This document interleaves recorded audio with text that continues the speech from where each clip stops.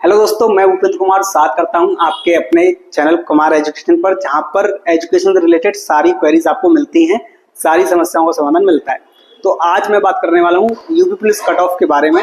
जो भी बच्चे यूपी पुलिस का री एग्जाम दे के आए हैं उनको कट ऑफ का बहुत ही बेसब्री से इंतजार है कि जो एग्जैक्ट कट ऑफ है वो क्या रहने वाली है। सभी यूट्यूब चैनलों पर अपना अपना राय और अपना अपना मत दिया जा रहा है। मैं भी अपना एक मत देना चाहता हूं और मेरी जो कट ऑफ है उसकी एकदम जो है वैलिडिटी एकदम सटीक रहने वाली है।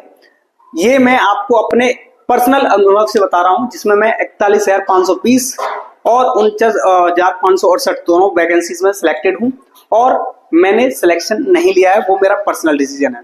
मैं आपको चाहे तो यूपी पुलिस का ज्वाइनिंग लेटर आपको साइट से मैं शो कर दूंगा, जिससे आपको थोड़ा जो जानकारी है वो ऑथेंटिक लगे। मैंने दोनों ही फिजिकल दिए हैं, 41,520 और 49,568 दोनों का ही, जिसमें से मैं ज्वाइनिंग लेटर आपको साइट से दिखा दूंगा। ये मैं आपको पहले बता चुका हूं। तो अब मैं अपना जो है मत देने वाला हूं अपने पर्सनल अनुभव पर। जैसे कि आप लोग जानते हैं, जो 41,568 वैकेंसी थी, 41,520 जो वैकेंसी थी और 49,568 जो वैकेंसी थी, वो भी अच्छी खासी थी। ये जो वैकेंसीज हैं उनसे भी ज्यादा है, लगभग मैं बोल सकता हूं 20% या 30% के समथिंग ज्यादा है। ठीक, एक मोटा मोटा अनुमान लगाया जाए तो अब आप ये जान लीजिए कि जब वैकेंसीज ज्यादा होती हैं तो जो कट ऑफ है वो थोड़ी थोड़ी कम होती जाती है।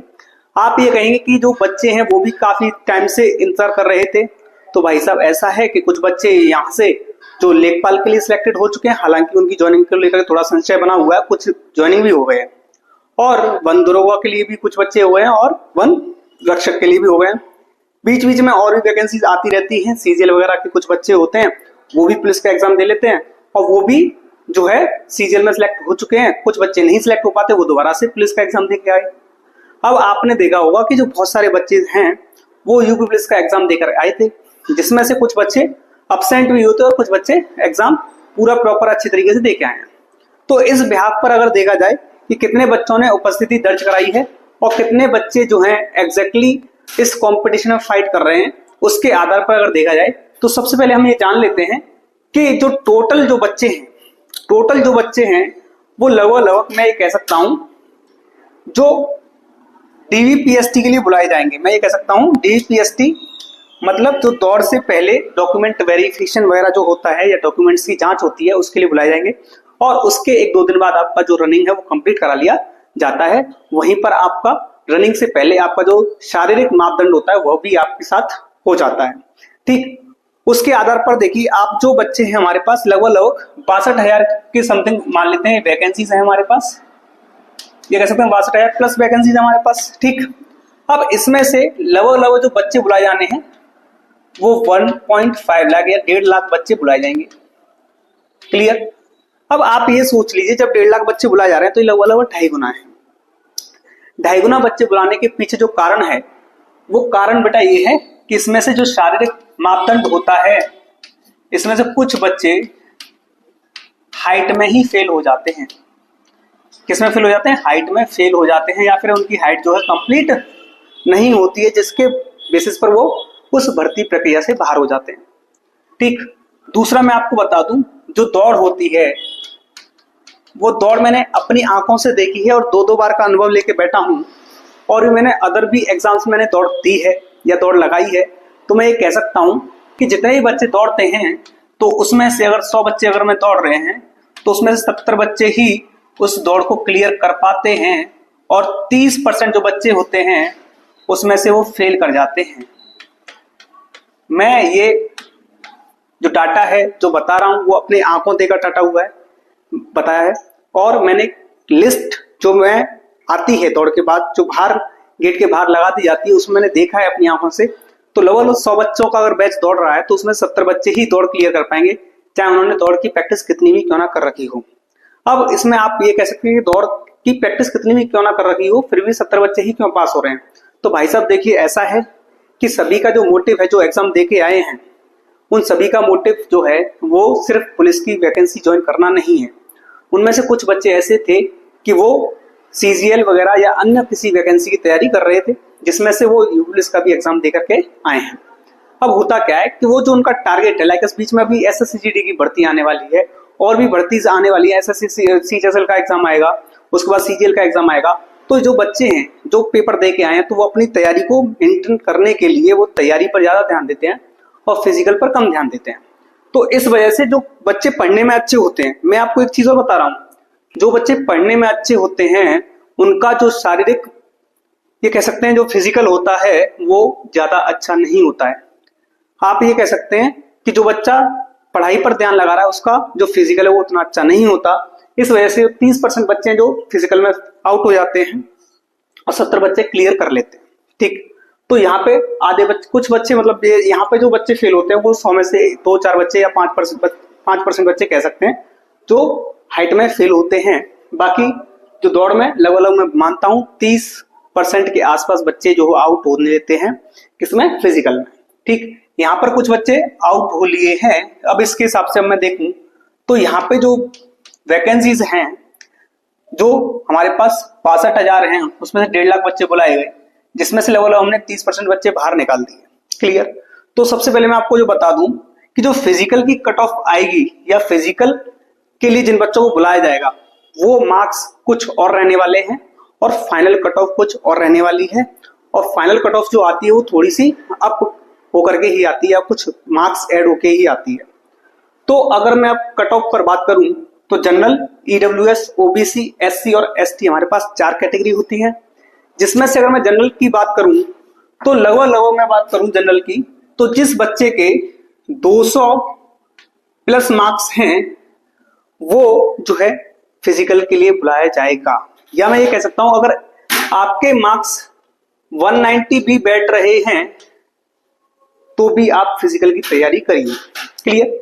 अब फिजिकल की तैयारी करने के लिए मैं इसलिए कह रहा हूं कि दोस्त, जो मैंने अभी आपको बताया कि दौड़ में 70% बच्चे क्लियर होते हैं और 30% बच्चे आउट हो जाते हैं, वो बच्चे यही होते हैं जो सोच लेते हैं कि मेरा तो होगा ही नहीं, मेरे मार्क्स कम हो रहे हैं, मेरा तो होगा ही नहीं। तो दोस्त ऐसा होता है कि कुछ बच्चों का मार्क्स कम होने की वजह से वो फिजिकल नहीं देते, लेकिन उनका लिस्ट में नाम आ जाता है और फिर अचानक से दौड़ होती है तो वो दौड़ नहीं लगा पाते हैं। तो दोस्त मैं ये कह रहा हूं कि आप कुछ समय अपने फिजिकल के लिए जरूर निकालो। क्लियर है। तो जिसके भी जनरल कैटेगरी में 190 प्लस मार्क्स बैठ रहे हैं भाई साहब, वो फिजिकल की तैयारी करें। क्लियर है। चाहे आधा घंटा निकालो, चाहे 1 घंटा निकालो, लेकिन फिजिकल की तैयारी करो।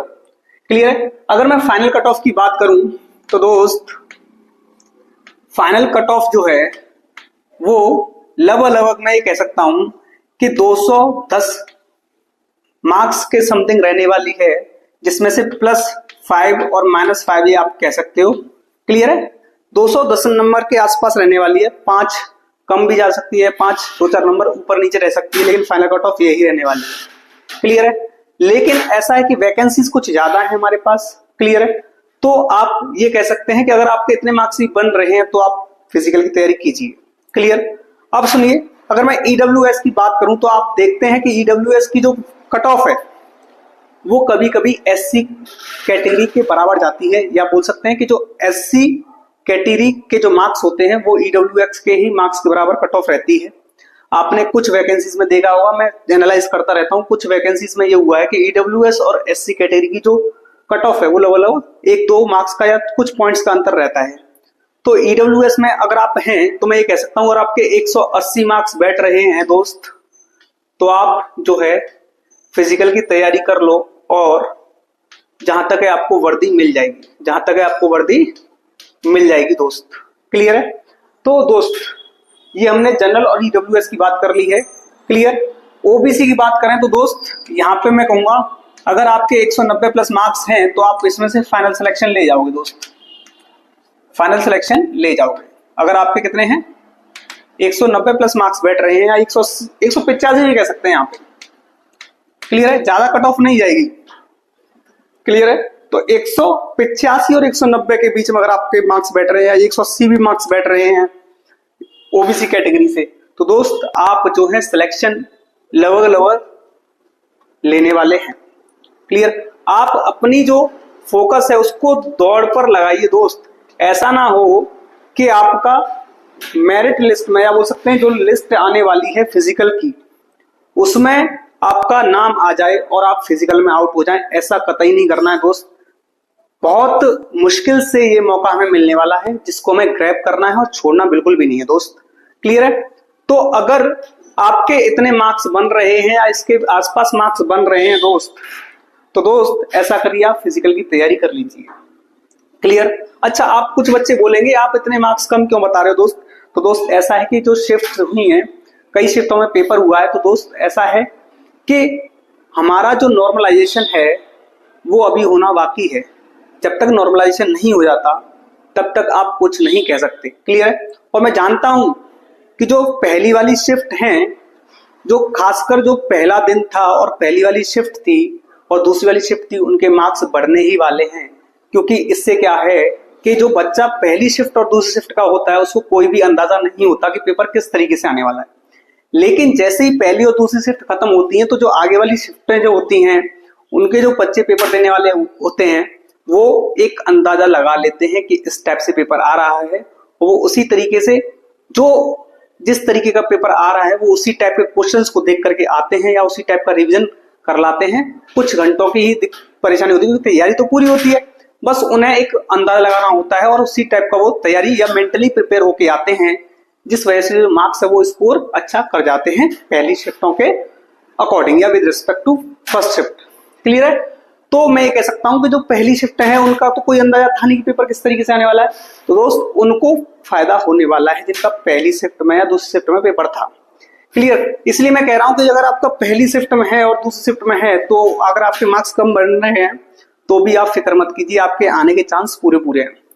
अब मैं बात करूं एससी कैटेगरी की, तो दोस्त यहां पे अगर आपके 165 प्लस मार्क्स बैठ रहे हैं, 165 प्लस मार्क्स बैठ रहे हैं दोस्त, तो आप फिजिकल की तैयारी कर लो।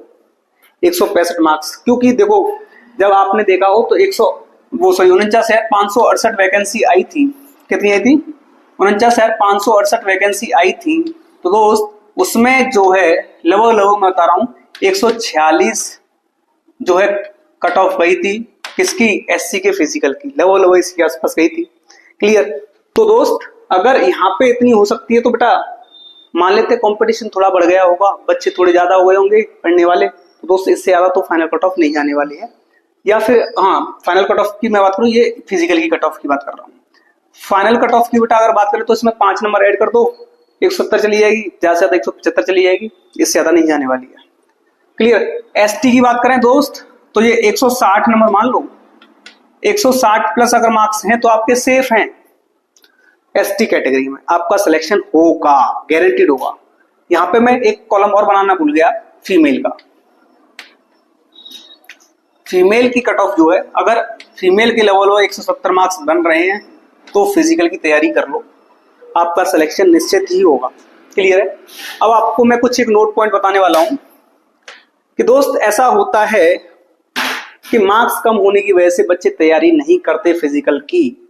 आप ऐसी गलती बिल्कुल ना करें। जो मैं आपको बता रहा हूं कि जो 30% बच्चे फेल होते हैं वो इसी कारण फेल होते हैं क्योंकि उन्हें लगता है कि हमारे मार्क्स कम हैं, लेकिन उनका लिस्ट में नाम आ जाता है और अचानक से वो तैयारी नहीं कर पाते फिजिकल की, जिसकी वजह से जो फिजिकल होता है वो क्लियर नहीं कर पाते।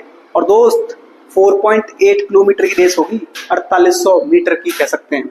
4800 मीटर आसान नहीं होता बेटा, एक ग्राउंड के आपको 12 चक्कर लगाने हैं।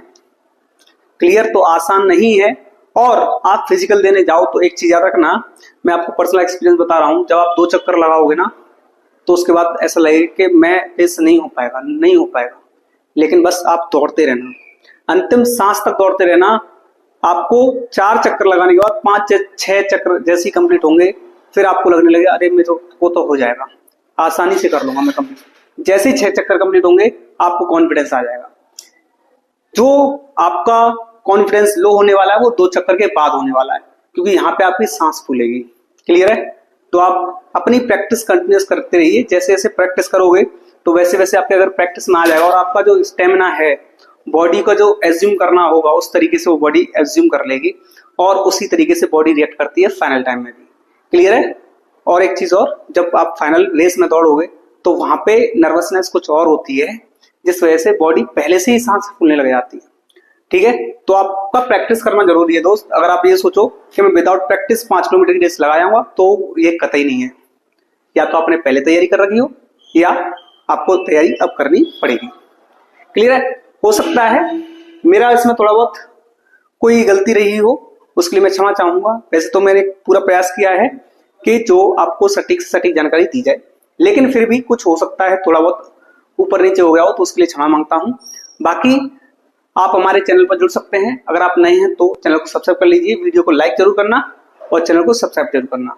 मिलते हैं नेक्स्ट वीडियो में, जब तक के लिए नमस्कार। और एक चीज और, कोई भी अगर आपको डाउट है तो मैं लाइव आऊंगा और लाइव की जो है जानकारी आपको चैनल पे बाय पोस्ट, या मैं बोल सकता हूँ जो कमेंट सेक्शन होता है उसमें मैं पिन कर दूंगा कि मैं कितने बजे लाइव आऊंगा। उससे आप जो आपको कोई सा भी डाउट है या आपकी कोई सी भी क्वेरी है वो आप सीधा लाइव इंटरेक्शन में पूछ सकते हैं। ठीक है, तो मिलते हैं नेक्स्ट वीडियो में, जब तक के लिए नमस्कार, धन्यवाद।